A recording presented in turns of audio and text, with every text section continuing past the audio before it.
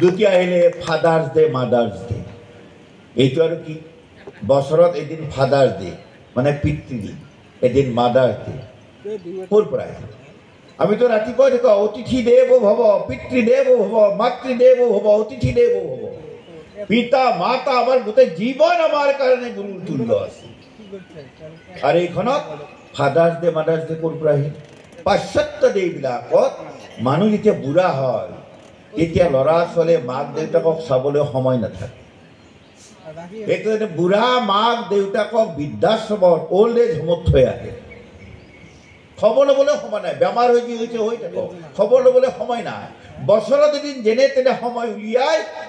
ফুলৰ থোপা লৈ পতি পত্নী দুয়োটাই সেই মাক দেউতাকৰ খবৰ ল'বলৈ যায় সিদিনা ফুলৰ থোপাটো দিয়ে আৰু সিদিনা তেওঁৰ কাৰণে কি হ'ল ফাদাৰ্ছ ডে সিদিনা হ'ল তেওঁৰ কাৰণে মাদাৰ্ছ ডে বাকী 366 দিন মা দেউতাক কেনেকৈ মৰিছে তাৰ খবৰ ল'বলৈ সময় নাই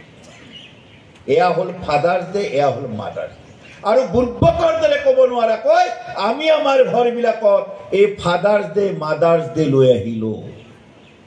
সেইকাৰণে সকলোকে আহ্বান জনাইছোঁ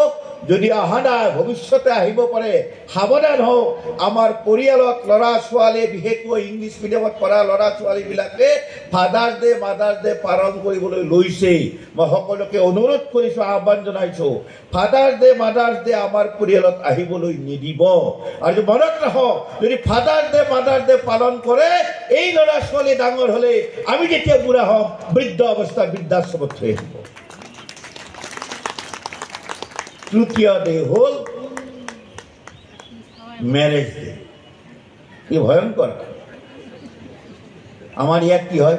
বিবাহৰ যিটো মন্ত্ৰ আছে 7 পাক ঘূৰিব লাগে আৰু সেই মন্ত্ৰ যি আছে কেৱল এই জন্মতে দুয়োটা একেলগে নাথাকি 7 জন্মলৈকে আমি একেলগে থাকিব লাগে এয়া আমাৰ তত্ত্ব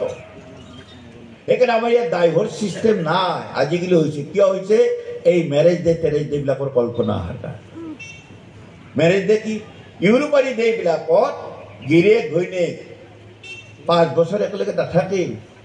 2 বছৰৰ ভিতৰত পুৰুষজনে বেলেগ এগৰাকী মহিলাক বিয়া পাতে মহিলাগৰাকী বেলেগ এজন পুৰুষৰ তাত দিছে এটা সাধাৰণ 10 বছৰৰ ভিতৰত তেওঁৰ কেইজনী ঘৈণীয়েক হ'ল আৰু এওঁৰ কেইজনী গিৰিয়েক হ'ল ক'বই নোৱাৰে এইবিলাক সাধাৰণ কথা আমাৰ ভাৰতবৰ্ষত হয়তো সম্ভৱ আমি কল্পনা কৰিব পাৰোঁ আৰু সেইকাৰণে সেই দেশবিলাকত 25 বছৰ যেতিয়া কোনোবা গিৰিয়েক ঘৈণীয়েক একেলগে আছিল তাৰ কাৰণে এটা ৰেকৰ্ড হৈ গৈছে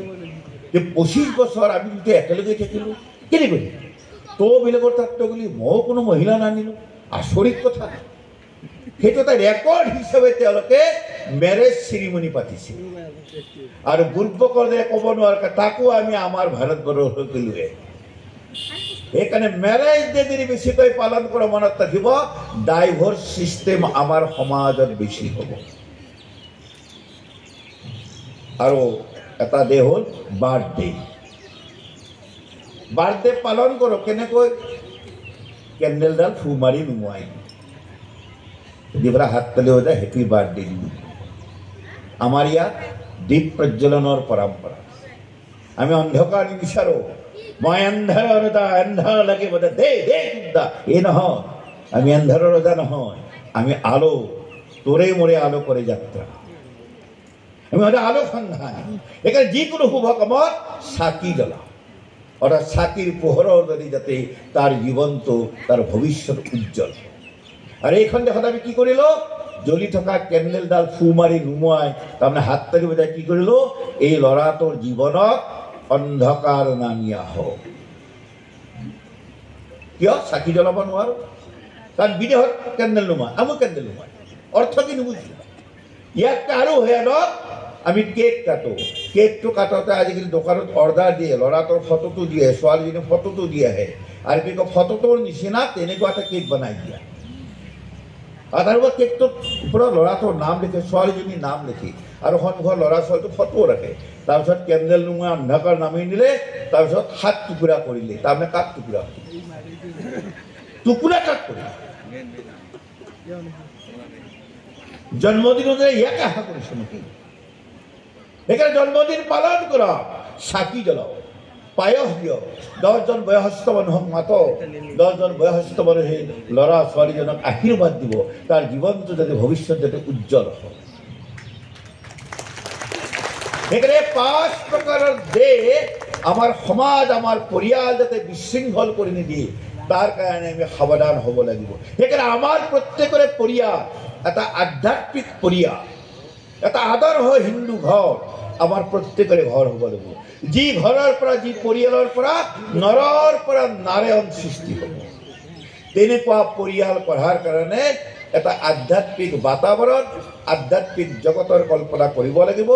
আৰু সেই কৃষ্ণানন্দ ব্ৰহ্মচাৰী গুৰুদেৱে তেনেকুৱা আধ্যাত্মিক চেতনা জাগৰণ যাত্ৰা গোটেই অসমত গাঁৱে গাঁৱে কৰিছিলে তেনেকুৱা কিছুমান পৰিয়াল নিৰ্মাণৰ কল্পনা কৰিছিলে আজি তেখেতৰ এই তিৰুৱা তিথিৰ দিনা এই পুণ্য তিথিৰ দিনা আমি সকলোৱে তেখেতক স্মৰণ কৰিছোঁ আৰু তেখেতৰ আদৰ্শ লৈ আমাৰ প্ৰত্যেকৰে ঘৰ এখন আদৰ্শ হিন্দু ঘৰ আদৰ্শ হিন্দু পৰিয়াল যি পৰিয়ালৰ পৰা আমি নৰৰ পৰা নাৰায়ণ নিৰ্মাণ হ'ব পাৰে তেনেকুৱা পৰিয়াল গঢ়াৰ সংকল্প লৈ ভগৱন্তই আমাক সকলোকে আশীৰ্বাদ প্ৰদান কৰক ইয়াকে কামনা কৰি মই আকৌ কৈছোঁ মই ধাৰ্মিক বহুত তত্ত্ব মই আপোনালোকক দিব নোৱাৰিলোঁ তাৰ কাৰণে পুনৰ ক্ষমা বিচাৰিছোঁ